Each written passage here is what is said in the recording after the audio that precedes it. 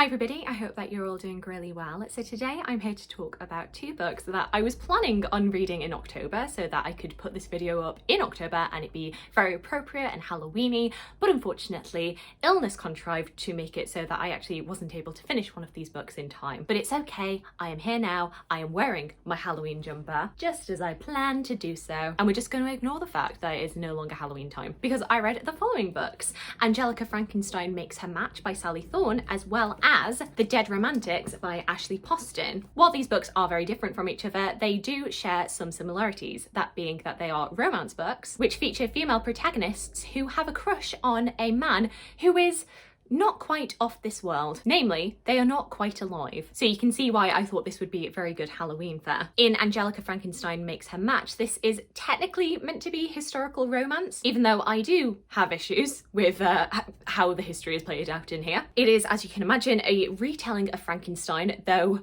very, very loosely based upon it. Mainly the fact that the last name of the main characters is Frankenstein and they do happen to reanimate corpses. That is pretty much the only similarity with the Mary Shelley novel. In this we have Victor Frankenstein and the main character, who is his sister Angelika. Angelika is lamenting her lot in life because she is 24 and still unmarried. Oh, what tragedy. Despite the fact that she is desperate to find her true love and especially to have children, and despite the fact that she apparently is the most beautiful person in the town, which lots of people refer to during this book, she somehow is not being able to ensnare a man. And so she does, you know, what any logical, sense-making person would do. She decides to gather a bunch of corpses from the morgue, basically patchwork quilt them all together to make her perfect man and try and reanimate them.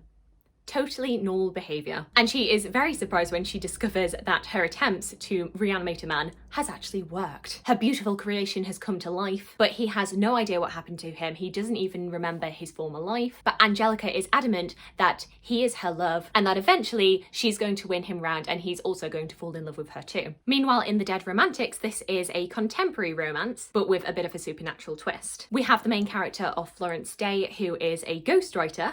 Do you see what they did there? A ghostwriter for a famous romance novelist. I believe she's been under like a 4 or 5 book contract. She's coming to the last book, but unfortunately, Florence has recently suffered a breakup and she has been uninspired with romance writing. Recently, her author's editor has retired, and so she's making her way to meet the new editor, thinking that she can charm them and win them round. Unfortunately, while Florence's new editor may be handsome and charming, he's pretty strict about deadlines and tells Florence that unless her author, him not knowing that she's the ghostwriter, is able to fulfill her contract, then legal may have to get involved. The deadline being the very next day. Obviously, Florence is in a complete state because she has not written a single thing for this book. She's not been able to come up with an ending, and yet she suddenly has a deadline of the next day. However, that evening she is called back home due to a family emergency. She puts out of her mind her editor's demand. Another aspect of this story is that Florence's father is actually a funeral director, so she has a lot of experience with death. Her family is actually kind of outcasted for their association with death, and especially after when she was a teenager, Florence actually discovered that she could talk to ghosts, and she actually used this ability to solve a murder mystery. And as a result of all of the press speculation and coverage, Florence's life was actually made a living hell by people in her town, just suspicious of her and not believing her. And so she's being quite estranged from her town. But while she's back at her family home, she gets a knock on the door. She opens it and it's her editor. But something is not quite right. He appears to her as a ghost, and this is when Florence discovers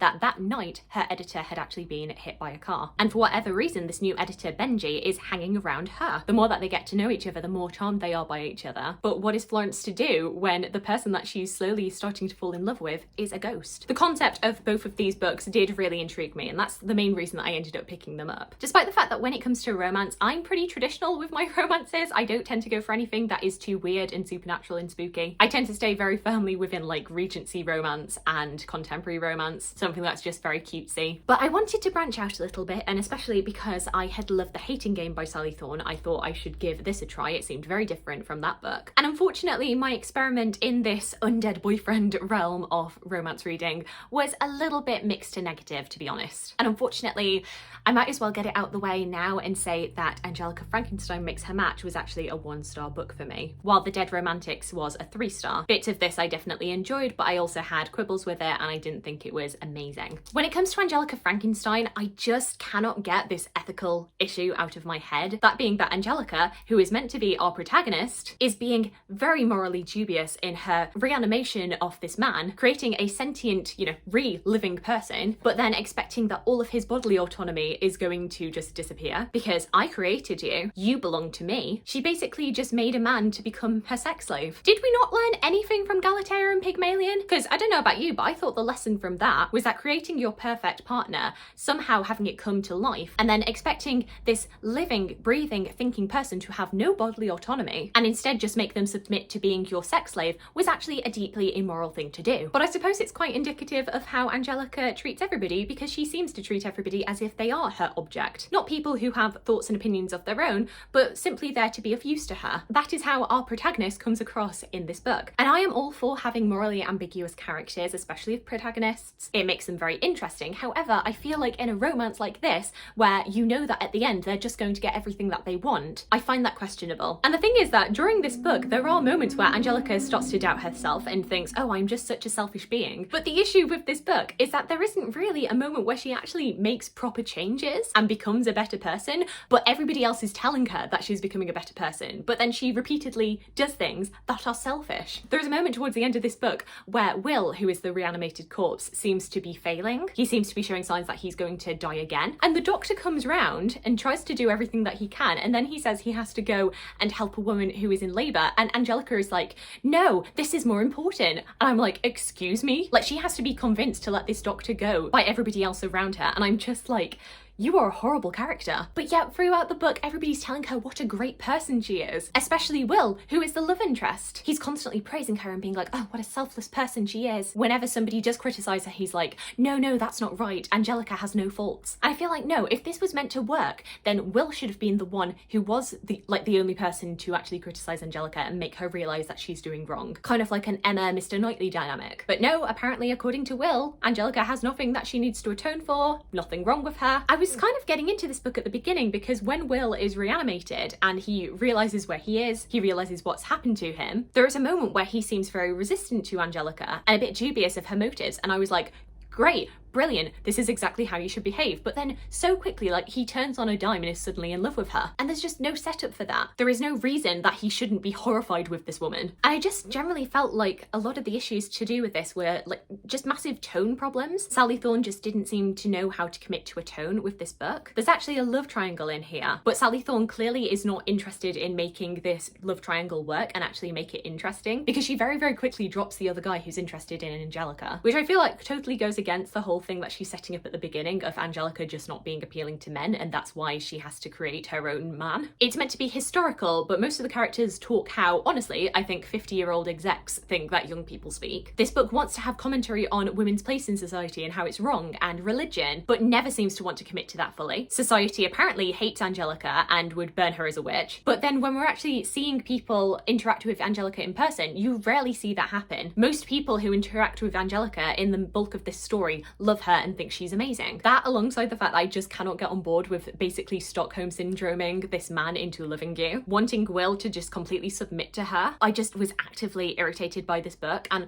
to be fair, I finished it. That's the mark between books that I actually hate and end up being 1 stars and then books that I DNF that I probably would have given 2 stars to, is that when I dislike a book, I probably keep on reading because I want it to get better, but I just end up hate reading it all the way to the end. And yeah, not for me, not for me. Dead Romantics I liked a lot better than Angelika Frankenstein. However, it wasn't a perfect book to me by any means. Once again, we have a protagonist who is deeply, deeply annoying to me and is completely irresponsible as well. Like, she has a publishing deadline for the next day and still decides that it's a good idea to go out partying. Like, make that make sense. As well as the fact that she is a ghostwriter. She is under contract. She is working on behalf of another author, and yet she almost gets her author in serious legal trouble. Obviously, everything works out in the end because it's a romance book, but like, how does she not realize how selfish that is? And I think also myself working in publishing just made me a lot less sympathetic to this main character. I'm just so baffled by the fact that this main character didn't realize that she'd be breaching contract if she didn't complete her book. Like, how do you not know that?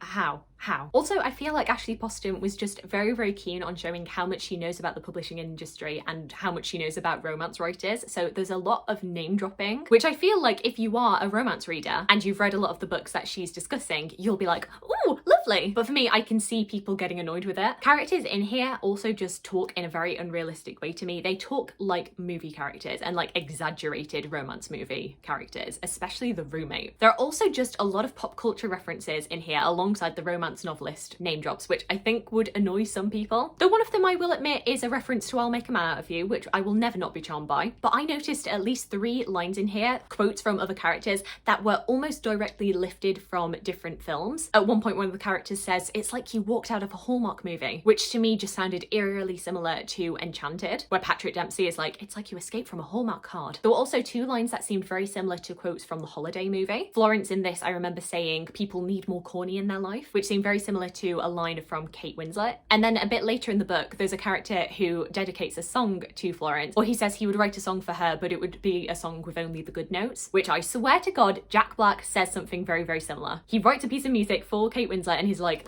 "I used only the good notes." I don't know, is that paying tribute or is it just blatant plagiarism? You tell me. This all being said, I did enjoy the Dead Romantics a lot more than Angelika Frankenstein. Whilst I found a lot of the lines that the characters said to be a little bit cheesy, I did find them ultimately very lovable. I felt the emotions in this of falling in love and also of grief, because grief plays a major role in this book, really believable. This main character returning to her home and reconnecting with her family. I found her family really endearing, and she has a lot of issues that she has to work through with her family, but it feels like eventually they do get to a really good place. That seems like it rings true. And I was actually genuinely invested in the main romance, because you get to realise that Benji is perfect for Florence, but he's a ghost, and how can that possibly work? And I actually did enjoy how this book resolved. And I feel like that's a mark of a good romance, is that I get to the end of it and I do feel satisfied with what happened. So I'm much more likely to hold on to the Dead Romantics and recommend it to people. Whereas I'm not going to mince words here, as much as I enjoyed the hating game, Angelika Frankenstein I just kind of want to delete from my brain. So yeah, it's been kind of a mixed experimentation into undead boyfriend romance. I'm glad I've done this experiment though. It's always good to branch out and read different things to what you normally do. And it did make me feel a bit more connected to Halloween. So I suppose that's successful in itself. So there we go, those are my thoughts on the Dead Romantics and Angelika Frankenstein Makes Her Match. Do let me know if you've gotten around to reading either of these books that I mentioned. Do you have different thoughts to me? I know that they have been favourites for some people, and I know Angelika Frankenstein especially seems to be a very Marmite book. When I've looked on Goodreads, some people absolutely love it and love the strangeness of it, whereas other people have the same issues that I do. And I feel like that's absolutely fair enough. I don't want to be sat here and making it seem like I'm judging anybody for liking a book that I didn't like. It's all just our personal opinions at the end of the day. I hope you're all having a fantastic, fantastic day, and I look forward to talking to you again soon. Thanks. Bye.